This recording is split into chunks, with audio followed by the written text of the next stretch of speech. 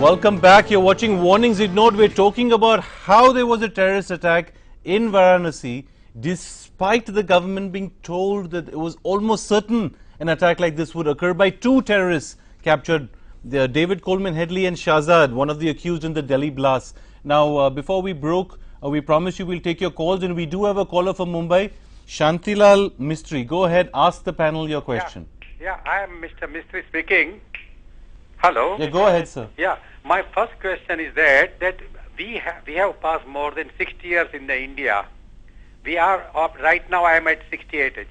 I want to ask Mr. Joginder Singh. He's a brilliant person. I can accept. I can tell you, but I really wonder that terrorism never arose immediately in 5-6 years.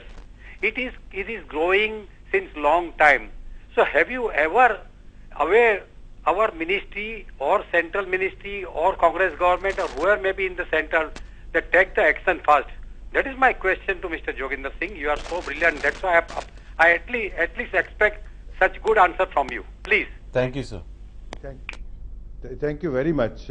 I would only say here, the government has to show will. I am very sorry to point out, except for, throwing the blame on each other, concrete action is totally missing. I am a great supporter that Muslim community should be involved in a big way in the fight against terrorists. 99.9% Muslims are absolutely loyal to India, and unless you involve them, because most of the terrorists are coming from ISI. Even AO Khan said today, it is a rogue agency which doesn't listen to anybody here.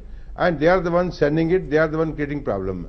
And there is also a failure. When Home Ministry says there are 50,000 sleeper cells in India, if you know it very well, why the hell don't you arrest them, put them behind the bars, or at least disable them here? Okay, Mr. Joginder Singh, one interesting point in UP is that while of course Pakistan and the ISI is a problem, in the break I was talking to Mr. Khan and you were saying that even the border with Nepal is a bigger problem when it comes to UP. I think today is the biggest problem because UP has a long border stretching right from western to the eastern part of Uttar Pradesh, which is unmanned. There are no specific immigration checks. There are no other, control checks there. Whatever policy, foreign policy that terrorists are entering India, particularly Uttar Pradesh, more from Nepal than from, say, Pakistan or Bangladesh or something. Yeah, that's a fact. Because in the past also certain instances have taken place, and there has been proof that most of them came through Nepal. You know, the foreign policy between India and Nepal was made when Nepal was a monarchy. It was the kingdom of Nepal.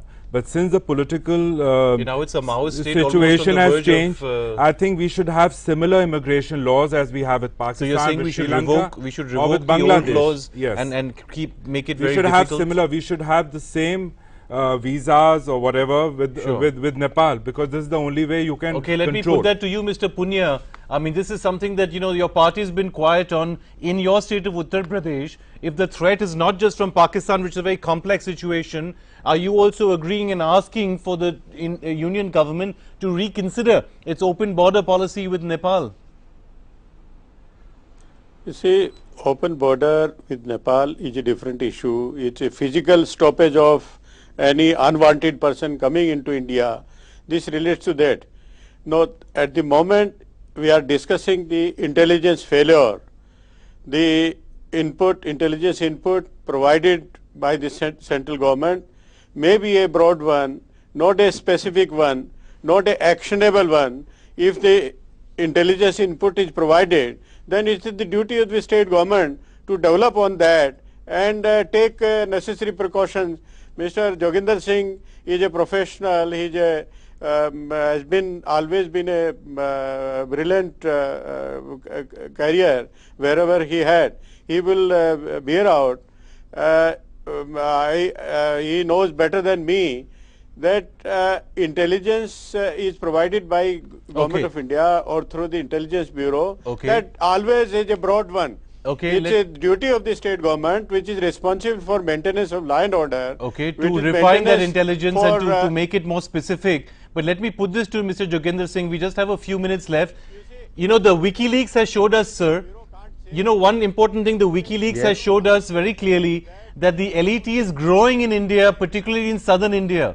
and we're talking in rhetorical terms about we must all be friends and work together, is there nothing, even one specific action that we should be taking in India to be able to counter terror and, like the United States, like Britain, like Spain, ensure that we lower the kind of attacks in our country? Actually, problem in our country is that you cannot have one kind of uniform policy, because the state's perception is very important. Law and order is a state subject. Acting on the intelligence, detaining persons is state subject. Central government has a very, very limited role. But I would say here there are one or two things which central government can also do. It must treat the fight on terrorism as you have invasion on the country. You are the army. Okay. Now there is a kind of, I'm sorry, Bania approach. You send the CRP, you send the BSF, okay, and you ask the state government to pay, otherwise we direct the money from you. No, that's a very good outline of the problem, sir. That's a good outline of the problem. I just, we had so many callers and we've only been able to take one. I want to take one more. Mahesh from Tamil Nadu, go ahead. Ask your question quickly. You just have a few minutes. Yeah, good evening to all the panelists. Sir, good evening to all the panelists. Go ahead. Yeah, I have got a question here. One day before the blast happened in Varanasi, I happened to be there in Varanasi on a pilgrimage. I found that security was provided only in the Vishwanath temple, but there was no security whatsoever in any of the ghats, leave alone the Shaswamedha Ghat. Why is it so, sir? It was such a sensitive place. Okay, we'll have to put that to Mr. Khan. Well, that's something which is debatable. And but he was there. As, this is as what you he say, saw. you were physically present at that point of time. So I'm sure that what you're saying is true. But the fact is that all festivals and all religious places in UP, especially at the time of a festival, they have proper security, because no, but what's interesting is the day before the attack was the anniversary of the Babri Masjid, one of the sensitive dates, and yet he's saying that there was no security there.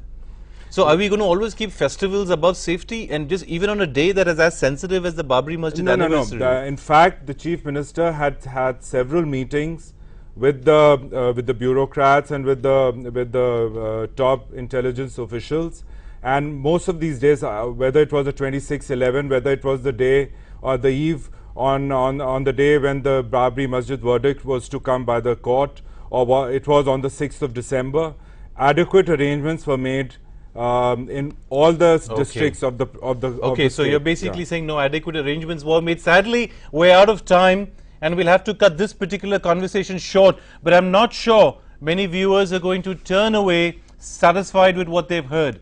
There is no doubt that terrorism can be fought. Nations all over the world have faced and overcome terrorist threats, but that does not seem to be happening in India. What will it take for us to move beyond the rhetoric, for us to move beyond the feel-good conversations and platitudes that we throw out to each other as citizens, as politicians, as security professionals, and actually secure the future of this country, which right now is under increasing threat? NewsX will be tracking this for you faithfully and vigorously. And let's thank our guests for being with us tonight, sharing their thoughts. Don't go away, there's much more news coming up on the other side. Good night.